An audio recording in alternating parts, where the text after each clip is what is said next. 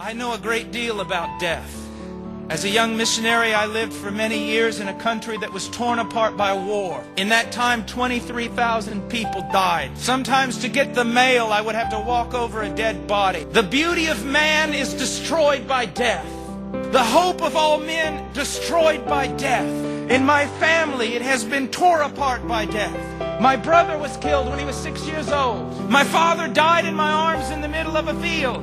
And a few years ago, I preached the funeral of my sister. I know much about death, but death is too strong of an enemy to overcome. No matter how much you wrestle him, no matter how much you fight against him, no matter how much you live in self-denial that he is not going to knock on your door, know this, that he is coming for you. And there is nothing you can do about it. As David said, there is but a few steps between me and death. Within just a few years, some of you will be dead. Within 25 years, many more of you will be dead. And with 100 years, not only all of us will be dead, but we will be forgotten. All our hopes will be crushed. Every memory of whatever we have done will be erased. And of all creatures, we are most pitiful, because not only is death coming for us, we know it. You know it, and you know it. You do everything in your power to push it out of your thoughts. But he's coming for you, maybe even this evening. He's coming for your children, and there's nothing you can do. But there is one who has faced death head on.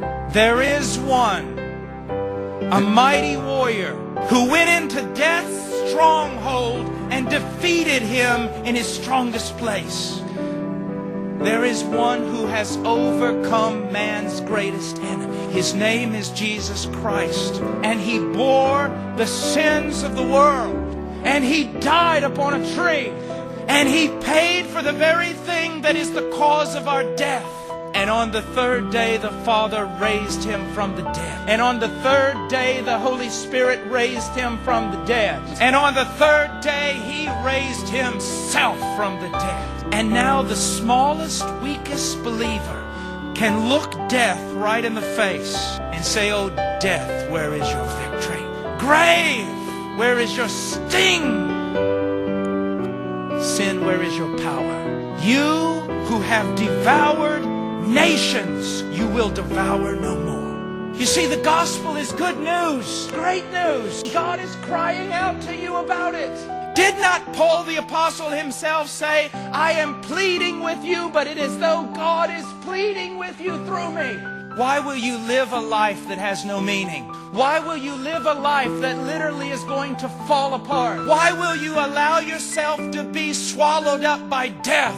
Why don't you come to Christ? What is holding you? What is this thing that has control of your mind and your heart? Come to Christ. You say, "Oh, it's too good to be true." It is true. You say, "Oh, I'm too great a sinner." You are not greater than the Christ, are you? You do not have more power than his grace, do you? Come to him.